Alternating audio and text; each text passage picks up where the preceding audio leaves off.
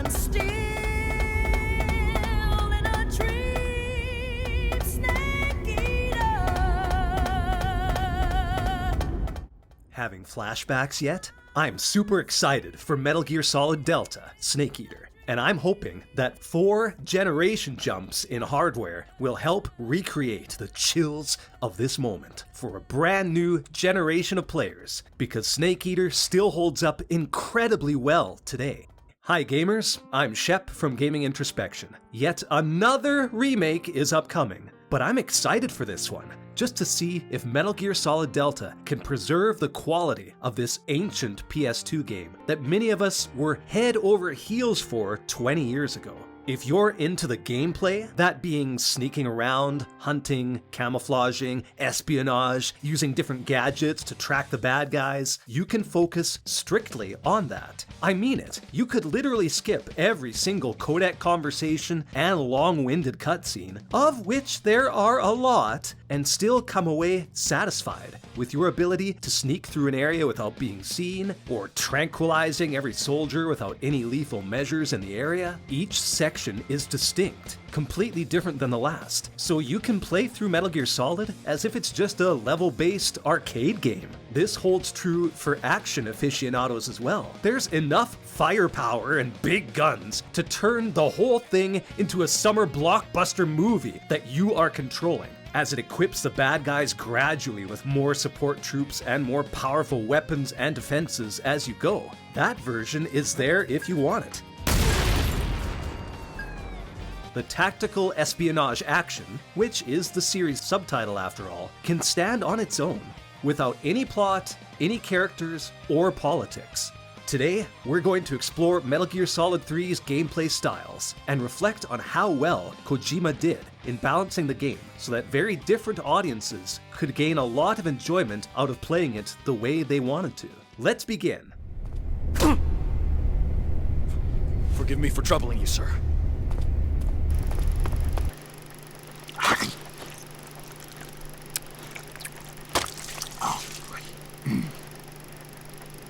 The biggest change for gamers who grew up on the Metal Gear Solid series is that 2/3 of Snake Eater plays out amidst a dense jungle. No longer is the terrain perpetually flat and filled with corridors. Snake Eater immediately feels different, with animals readily available to hunt from the very first playable screen. I appreciate how essential this is to the gameplay, as you need to keep your stamina up, since you start off so far away from your mission objectives. MGS3 offers so many chances for you to just live in that open, humid area and stalk wildlife, even if they aren't too intelligent sometimes.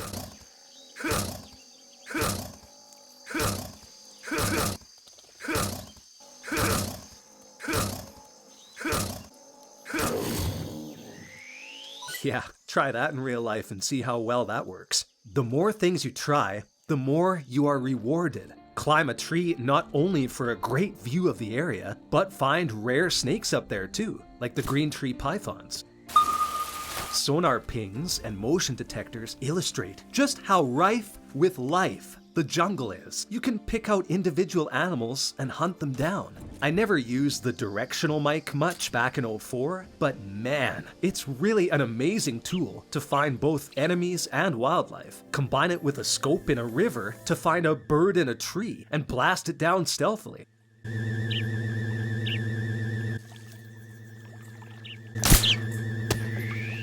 You can stalk animals through the thickets with graphics that, in 2004, were absolutely mind-blowing. Individual blades of grass being detailed and moving as you crunch through them? This was not supposed to be possible 20 years ago. Just let me get this out of the way while we're talking about the graphics. Take a gander at these lush set pieces. They still look fantastic today, with great art design helping cover up some of the aging PS2 hardware capabilities. Fire and flames of your torch dance and flicker even as you crawl through the caves. Water droplets cascade across your vision as you surface from a pond or river. Sunlight and mist dot the landscape while you hunt, making a haze that challenges your vision. with rain coming and going while you're moving through a jungle forest, depleting your stamina faster. You can even see textures on Snake's boots. Weapons are intricately detailed, especially in cutscenes. It's all very immersive. The gadget effects make an even more memorable impression. There's that buzz and glare of items like the night vision and thermal goggles, providing very realistic tech that makes you feel like you're actually wearing them without the burden of clunky VR headsets. But back to the hunting action, you can observe animals just doing their thing, seeing a flying squirrel glide in the distance before you catch it climbing up the trunk of a tree and secure it as a meal. Some snakes you don't even notice, slithering without heed of you. They're tough to see sometimes, and a few rise up and poison you, making you have to go into that cure screen to inject some serum, which is another huge survival element they put into Snake Eater. It's crazy just how many bad things can happen to you in the jungle. You fall from too great of a height and soon you're splinting broken bones and looking for herbs that you can fashion into new stabilizing materials, digging your knife in to extract poisonous arrows, plucking out bullets from gunshot wounds, even multiple ones from your head, which I find hilariously unrealistic. Bullet in your brain? Just walk that off, Snake. But Metal Gear Solid never took itself too seriously, which is refreshing. For example, eating expired food can make you nauseous, and to cure it, ridiculously spinning Snake around in the survival viewer enough times will make him vomit. That's just Hideo Kojima flexing his humor muscles there. This humor also blends with the survival options you have. Capture snakes live in a cage and laugh as guards get blindsided by a leaping angry python. Send out scorpions to poison them as you struggle to repel an invading squad of soldiers. Bait a mousetrap and catch bunnies with it. Seriously, that's a thing that can happen. Tired of being sneaky and need a distraction? Release a live bird to shake up enemy patrols. I hear something. Don't like birds? Chuck a grenade into a thicket and you'll more than likely come up with some fried bird, at the risk of alerting any nearby troops with the blast. Use bug juice to repel leeches, or if they get on you, burn them off with a cigar. And for the love of God, check your surroundings before you swim.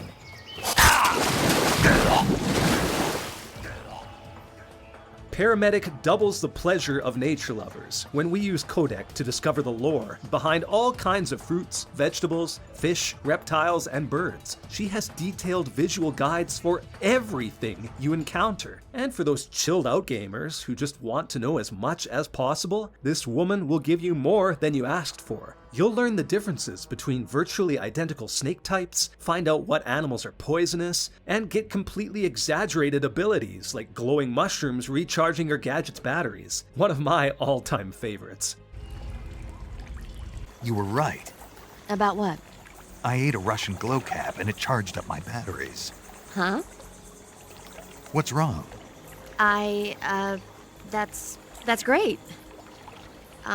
Snake, can you excuse me for a second? Sure.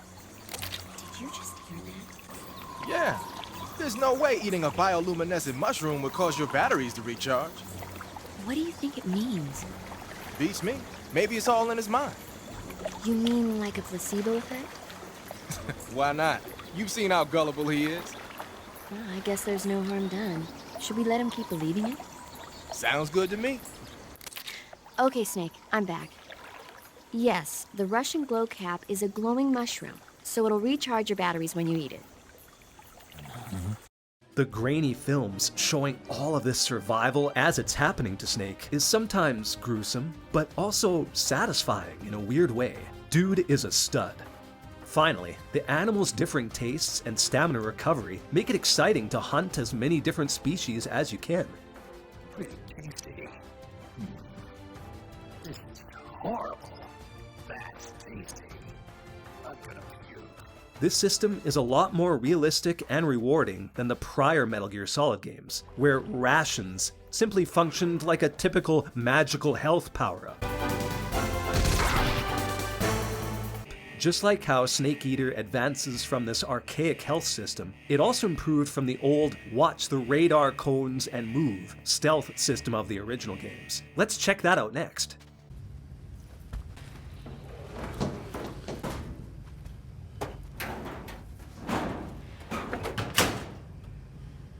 Many players come back to this series not for the deep, complex, bizarre plotlines, but just to revisit the myriad of ways you can take down enemies, or figure out ways to succeed that are a bit out of the norm. There's small callbacks to prior techniques, like knocking on doors to attract guards' attention, but Snake Eater evolves way beyond this benchmark. The End's boss battle is probably the clear standout when it comes to combat evolution. Now, Metal Gear Solid has always been known for memorable bosses, most famously Psycho Mantis, who wreaks havoc on the player's grip on reality in many ways, like switching your playable controller, making you think you lost your video signal, and commenting on games that you have saved on your memory card, like Castlevania. It was so trippy. The End, he doesn't break the fourth wall quite so much, but it's insane how many ways this can play out. Immediately after the cutscene where the End is introduced to Snake, he's still asleep in his wheelchair, and if you were able to secure the SVD sniper rifle ahead of time, you can finish the job right there, as he explodes before even meeting Snake. This is HQ. Haha, you just have to endure getting a wheelchair wheeled to the head. Additionally, if you save your game at the outset of the battle, and then you forget about it for a week, or if you're really cheap, you change the date of your console to a week in the future, you load up that save file, and the 100-plus-year-old man simply dies of old age. Drop your weapon!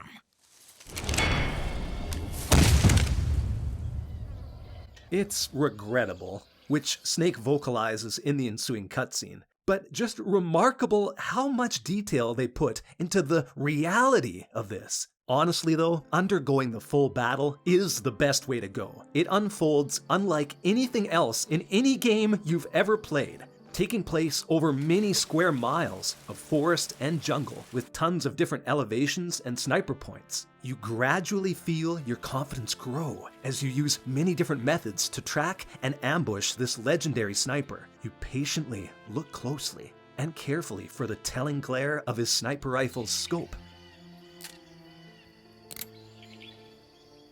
You use that versatile microphone to hear that raspy old man breathing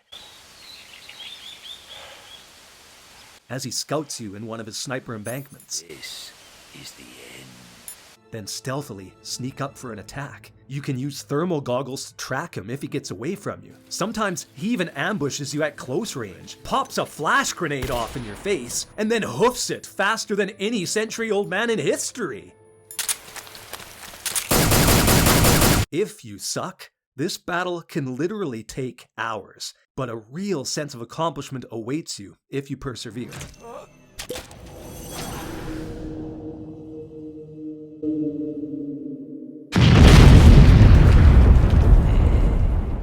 The emphasis is always on stealth in Metal Gear games, and it's in prime form here. For some reason, the jungle setting just works so well for this. Changing camouflage, I'll admit, it does get tedious, having to go into a menu every time, in and out, and this is something that is hopefully streamlined in the new version. But it's satisfying as hell to pick that perfect clothing and face paint, so you can get within inches of an enemy outdoors without them noticing you. A quick switch can even save you from being discovered. I've been there.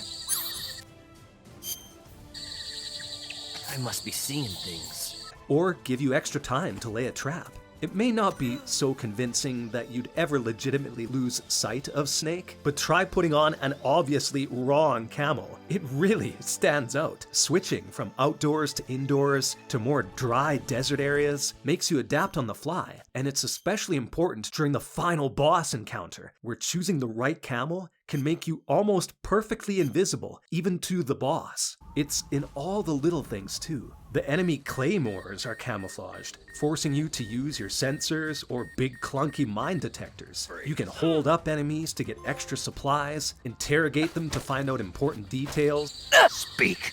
This area has traps. or just laugh at some of the things they say. You can take advantage of your disguised persona to punch people in the face for no reason. Sir. Keep up the fine work, sir.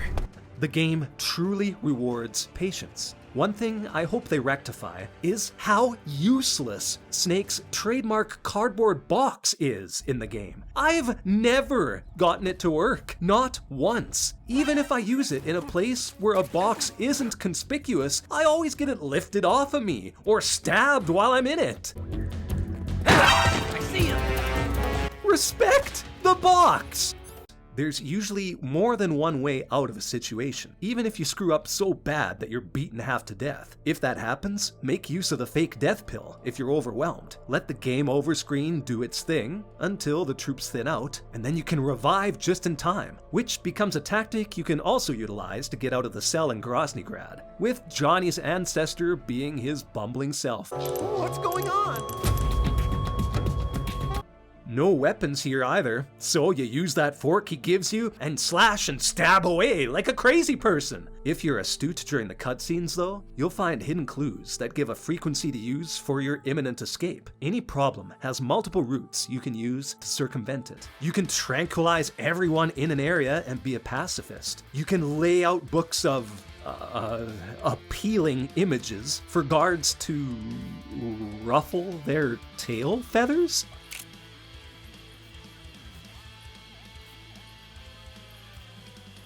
Or what is that? What? Seriously, what is this reaction? It's so weird. I love how you can do this in the most obviously suspicious places, and they still gravitate toward it like it's no big deal. Like, you're a guard patrolling in a desert mountain wasteland with nobody else in sight, and suddenly you look and there's a book of exciting images, and you don't find it suspicious whatsoever? But sometimes that's just not thrilling enough. And Metal Gear Solid doesn't abandon players who are more action-oriented. You get a very generous supply of guns, grenades, and explosives. Because, hey, sometimes you just want to take control of a situation with more aggression than Major Zero wants you to. Maybe you want Snake to roll flammable barrels down, taking out guards and creating hectic explosions. Or use those flammable barrels to power up your grenades. Or chuck grenades in the water during a boat dock fight. And down those weirdly futuristic looking in 1964 hovercraft troops. Have Snake take control of turrets and go man against helicopter. Or rocket launcher versus helicopter. It's an action movie come to life at this point, but it's all interactive and a very exciting experience. If you're good with hand-to-hand combat or with the weapons provided, it's just as an effective a way to progress. The game has rewards for high-octane measures too. Finding armories not only rewards you with the best guns, if you blow them up afterwards with claymores or TNT, it limits the soldiers' ammunition deposits. So, you do you. The game will adjust to your style. Metal Gear Solid 3 even modifies certain encounters based on your decisions when it comes to stealth. Take out too many soldiers lethally, and your boss battle with the Sorrow will be filled with corpses that are there to drain your soul for revenge. Whereas, if you just drug them unconscious, you're free to basically walk down this river of the dead in peace, except for the Cobra unit. By the way, another great fake-out death by Kojima here. How many of us cursed out loud by the end of this marathon walk, thinking the game was just being way too cheap, throwing our hands up in the air in disbelief, when the solution was always with us the entire time?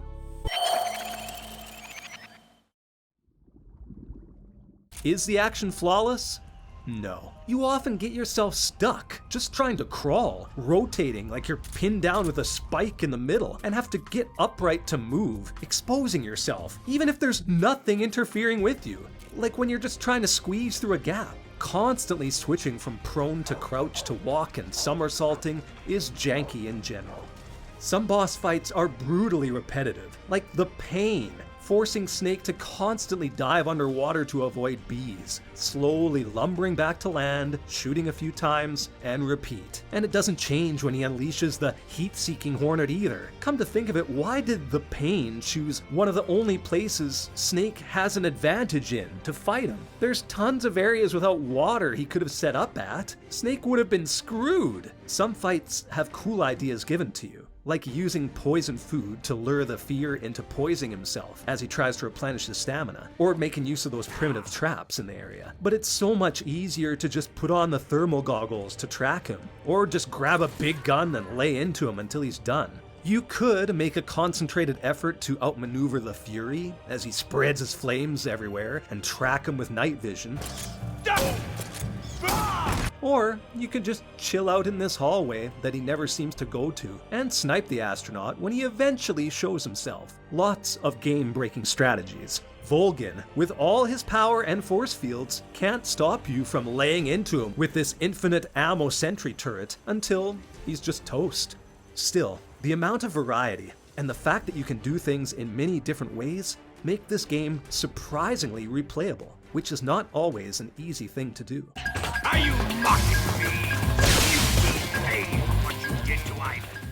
Metal Gear is such a bizarre, unique franchise. Snake Eater in particular is a blend of wilderness survival, stealth espionage, cinematic, stylish, and bombastic action scenes, and philosophical, political banter that blurs the line between reality and fiction. Honestly, if you have any niche interest, there's a part of Metal Gear games that will satisfy that itch. You can blow through it in 5 hours, like a progressively more difficult arcade game, or spend 40 of them, going deep into character motivations and political turmoil while learning minutiae about everything from wildlife to your companions to genetic composition and racial commentary. Games are usually much more narrow in focus. It's a survival game. This one's an action platformer. Here we have a story, character-based game. Even the very best, most memorable games only do 2 of these facets extremely well. Take The Last of Us, for example. Game of the Year in 2013, and well deserved. It has amazing gameplay coupled with lovable characters. But that's still just 2 elements. Metal Gear games somehow divide themselves into many separate channels of interest, amazingly in a way that builds interest in the whole game itself, instead of splitting it in a jarring, incoherent mess. You may not enjoy some sections as much as others, but you still end up respecting it for how confident Kojima was in including each element as a fully formed, confident part of the whole package. Here's to hoping that Metal Gear Solid Delta will confidently retell these themes in a compelling way. As all the voice lines are just ported from the old game, I'm partially grateful in that much of what we discussed here is just as, if not more relevant today.